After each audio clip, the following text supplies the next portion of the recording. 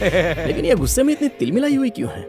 अभी देखता हूँ। हाँ पूछो जाके। एक्सक्यूज मी, यहाँ आप किसी का इंतजार कर रही हैं? अब जाके पूछ रहे हो? इतनी देर से मुझे घूरे जा रहे थे तब पूछते नहीं आए? इसको पता कैसे चला कि हम घूर रहे थे? कुछ मदद चाहिए तो कहिए। ये एड्रेस बताओ, मैं इस जगह के लिए बिल्कुल नहीं हूँ। यहाँ इतना वक्त बर्बाद करने से अच्छा वहाँ आकर हमसे पूछ सकती थी। हाँ? सोच भी कैसे लिया तुमने? हाँ, मैं यहाँ से नहीं हिलूंगी, तुम्हें आना चाहिए। लगता है नकचड़ी अप्सरा है। अब एड्रेस बताओ मुझे। एक बार एड्रेस देख लो फिर बताता हूँ। हाँ। ये गूगल वाले का इशारा तो उस घर की तरफ है।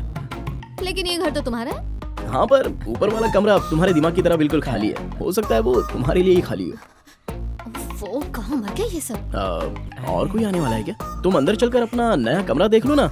जैसे ही तुम्हारे दोस्त आएंगे तो मैं उन लोगों को भी ऊपर भेज दूंगा। ज्यादा सोचिए मत, आ जाइए आ जाइए। अंडरवर्ल्ड की तरह एक बार अंदर गई ना तो बाहर आने का कभी मन ही नहीं करेगा। हमारे धरती को भी स्वर्ग बनाइए। कोयल भी यही चाहती है। चलो बाहरों फूल बरसाओ। देखा, आपके कदम रखते ही डांबर भी फूल बन गया है। आइए। रास्ता छोड़, रास्ता छोड़। ये तुम्हारा मोबाइल। आओ ना। जरा रुको रुको। दायां पैर पहले।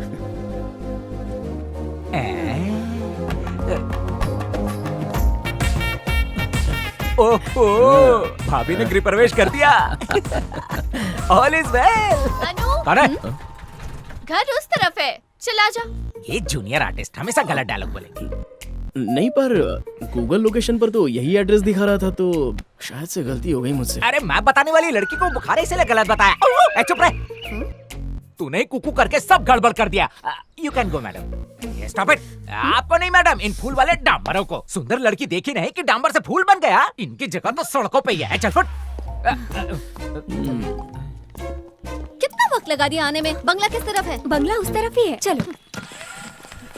एक्सक्यूज मी जूनियर आर्टिस्ट, इस नक्चड़ी के बारे में जरा कुछ बता सकती हैं? पूरे शहर में उसके जैसी घमंडी लड़की कोई हो ही नहीं सकती। वो शैलजा रेड्डी की इकलौती बेटी है। मुझे खाना नहीं खाना। जिद और गुरूर में उनसे 100 कदम आगे है। दोनों एक से बढ़कर एक है। 5 साल पहले दोनों माँ बेटी का रिश्ता पक्की सहेलियों जैसा था। पूरा गांव कहता था दोनों की जोड़ी हिट है। उन दिनों उनके गांव में एक ही प्राइवेट हॉस्पिटल हुआ करता था। हर औरत की डिलीवरी सिर्फ एक ही डॉक्टर किया करती थी। तभी शैलजा रेड्डी को कुछ जानकारी मिली।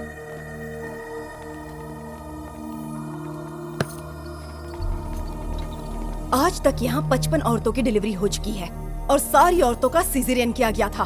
एक औरत होकर तुम ऐसा कैसे कर सकती हो? डॉक्टर नहीं, डॉक्टर के नाम पर कलंक हो तुम। गरीब गांव वालों के विश्वास के साथ खेलते हुए शर्म आनी चाहिए तुम्हें। सुनिए मैडम, मरीज को किस तरह के इलाज की जरूरत है ये आप मुझे मत सिखाइए। अपनी गलती मानने की बजाय ऊपर से मुझ पर चिल्ला रही हो। मेरे से इस तरह बात करने की जरूरत नहीं है। ये मेरा हॉस्पिटल है, आपका घर नहीं। क्या कहा? तुम्हारी हिम्मत कैसे हुई मुझसे इस तरह से बात करने की? देखिए, ये हॉस्पिटल है, कोई खैरात नहीं है जहाँ नॉर्मल डिलीवरी करवा के सारा खर्चा मैं अपनी जेब से भरती रहूं। तुम भी एक बेटे की माँ हो ना? ये दर्द तुम सह चुकी हो ना? वो दर्द याद नहीं तुम्हें? मेरा बेटा भी सिजेरियन से ही पैदा हुआ था। अगर आपको सबका भला ही करना है ना तो एक हॉस्पिटल खोलिए और अपनी बेटी को डॉक्टर बना दीजिए। जबान को लगाम दो।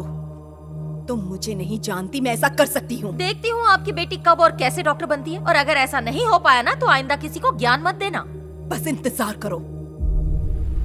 उस दिन शैलजा रेड्डी के गुरूर को एक बहुत बड़ा धक्का लगा और उन्होंने फैसला ले लिया कि अनु डॉक्टर बनेगी। बाकी जो भी ये क्या हो रहा है मॉम? अगर हॉस्पिटल के लिए कोई डॉक्टर चाहिए तो किसी और को बना लो। मुझे इन सब चीजों से दूर रखो प्लीज। समझने की कोशिश करो। उस डॉक्टर ने तुम्हारी माँ को चैलेंज किया है। तुम्हें डॉक्टर बनाकर उसका मुंह बंद कर दूंगी। चैलेंज के लिए मुझे बलि का बकरा मत बनाओ। मुझे सिर्फ आर्ट्स पसंद है और मैं वही पढ़ूंगी। ये मेरा डिसीजन है। मेरे खिलाफ जाना चाहती हो तुम? तो आपका ईगो शांत करने के लिए मैं डॉक्टर बन जाऊं? माँ से ऐसी बात नहीं करते। अनु, एक बात कान खोलकर सुन लो, तुम्हें डॉक्टर बनना ही होगा। मैं नहीं बनूंगी। अनु ने सबके सामने अपनी माँ की बेइज्जती कर दी और उनके अरमान तोड़ दिए। शैलजा रेड्डी को इस बात का इतना दुख हुआ कि उन्होंने अनु के साथ बातचीत करना बंद कर दिया। मॉम, ये देखो, मुझे आर्ट कंपटीशन में फर्स्ट प्राइज मिला है। गोल्ड मेडल भी मिलेगा। अनु ने कई बार उनसे बात करने की कोशिश की पर उन्होंने जवाब नहीं दिया। चाहे कुछ भी हो जाए हम अलग नहीं होंगे, फिर मैं सब कुछ संभालूंगी। और शैलजा, कब तक इससे बात नहीं करोगी? आखिर ये तुम्हारी बेटी है। अगर मेरी अपनी ही बेटी मेरी बात मानने से इनकार करती है तो फिर गांव वाले मेरी बात कैसे मानेंगे? इसने मेरा दिल दुखाया है। मेरी बात मानने से इनकार करके इसने मुझे जलील किया है। मैं इसे कभी माफ नहीं कर सकती। इसने एक बार भी मेरे बारे में नहीं सोचा। पहले उस डॉक्टर ने मेरी बेइज्जती की, उसके बाद मेरी बेटी ने। इसने मेरे रुतबे के बारे में बिल्कुल भी नहीं सोचा। इससे कहिए मुझसे तभी बात करे जब ये एक डॉक्टर बन जाए।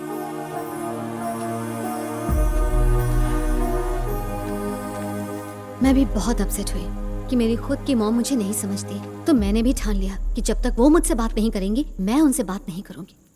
मुझे बनावटी लगती है। बनावटी नहीं, ये सच है। देखने में तो ठीक ठाक ही लग रही है। और आपने हीरोइन को कैसे ज्वाइन किया? कॉलेज में मिले, वहीं से दोस्ती हो गई। एक खड़ूस लड़की के साथ आपकी जैसी एक अच्छी खासी लड़की की दोस्ती बड़ी अजीब लगती है। You're right। कुछ काम करती है या बस नखरे दिखाने आते हैं? उसके लिए भी इंतजाम किया है। वो देखो, कुमारी। वो खुद के बारे में कभी नहीं सोचती, लेकिन अनु के लिए हमेशा हाजिर रहती है। अनु को बिल्कुल भी कोई तकलीफ नहीं होने देती। अगर कुछ गिर भी जाए तो वो भी कुमारी उठा देती है। घमंडी है। बाय। जाइए, गाली सुनिए। भाई, मुझे तो ये लड़की पूरी तरह गॉन केस लग रही है। लेकिन एक बात है, यही खड़ूस आपके खड़ूस डैड को सुधार सकती है। एक खड़ूस की एंट्री हुई, दूसरे खड़ूस का प्रॉब्लम सॉल्व। मैम साहब, नैपकिन दो, ये लीजिए।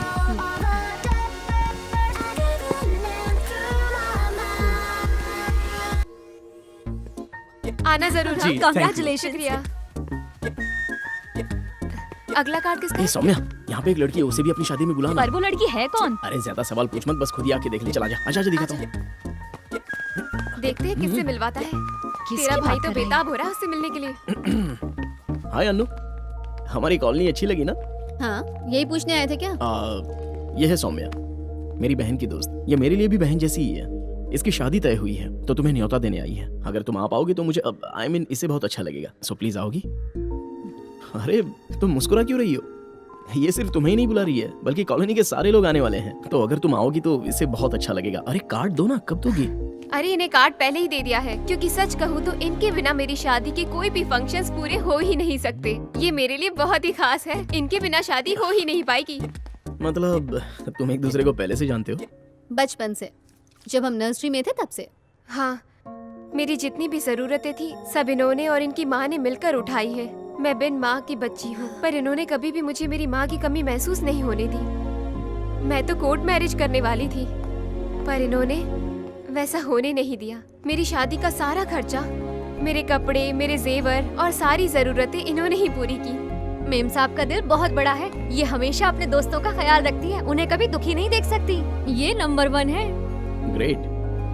या आई एम ऑलवेज ग्रेट। शाम की सारी तैयारी हो गई? हाँ, हो गई। कोई हेल्प चाहिए तो मुझे बताना। ये ऊपर से देखने में जितनी अकड़ू लगती है, अंदर से उतनी ही नरम दिल है। बॉस, एक बात आपको क्लियरली बता देता हूँ, वो लड़की लड़की नहीं है, बहुत बड़ी एटम बम है। पक्का हमारे सिर पे फटेगी, वो भी बिना माचिस के। बेवजह दिवाली मना रहे हो? मतलब क्या है तुम्हारा? मतलब कुल्हाड़ी पे पैर मार रहे हो? धनिया की चटनी ना समोसे के साथ ही खाने के लिए होती है। पूरा पियोगे ना तो मुंह हरा हो जाएगा। एक तो घर पे आपका डैड पहले ही सुतली बम की तरह पड़ा हुआ है, और अब आप घर में मिसाइल लाने की बात कर रहे हो। चारी, गुलाब के फूल में कांटे होते हैं, हाँ? अनार का छिलका सख्त होता है, हाँ। और चॉकलेट पर होता है रैपर। तो ये क्या अच्छे नहीं होते? ऐसा नहीं है, इन सबकी अपनी ही अलग खूबियां होती हैं। वैसे ही पापा और अनु पर गुरूर की एक परत चढ़ी हुई है, लेकिन वो लोग दिल से तो बुरे नहीं है ना। अब पंडा क्लियर हो गया। ये दिवाली के अनार और मिठाई बता रही है कि आप लव शब्द के चक्कर में अटक गए हो। मेरे से ज्ञान की बात सुन लो। हर मोहब्बत के पीछे कोई ना कोई दर्दनाक कहानी होती है। उस दर्द को महसूस करके ही हमारी मोहब्बत रंग लाती है। जैसे दिल का दर्द। हाँ, ठीक है सर, आज से मैं साया बन के आपके प्यार को पाने में मदद करूंगा। अगर मेरी जगह तुम होते तो बोलो क्या करते?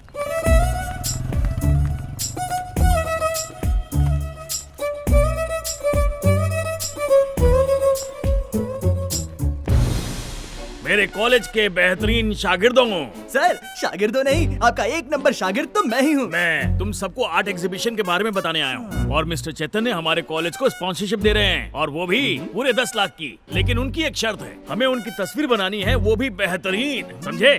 बेहतरीन से भी बेहतरीन बनाऊंगा। अभी पिछले ही हफ्ते मैंने अपने पड़ोस वाले चाचा की एक तस्वीर बनाई थी। अब उस तस्वीर पे एक बहुत बड़ा हार चढ़ा है क्योंकि वो स्वर्ग सुधार गए। एमडी भी मर गया तो क्या वो 10 लाख तुम्हारा बाप देगा? तुम रहने दो, काम के न काज के, दुश्मन अनाज के। अपनी फीस तो तुमसे दी नहीं जाती है। बैठ जाओ मेरी प्यारी अन्नू। ये हमारे कॉलेज के लिए बहुत बड़ा मौका है। अब तक जितने एग्जीबिशन हुए उनमें तुम ही जीती, तो मेरी चाहत ये है कि एमडी की तस्वीर तुम ही बनाओगी ना? मुझे पूरा यकीन है कि इस साल भी तुम ही जीतोगी। ठीक है, काम हो जाएगा।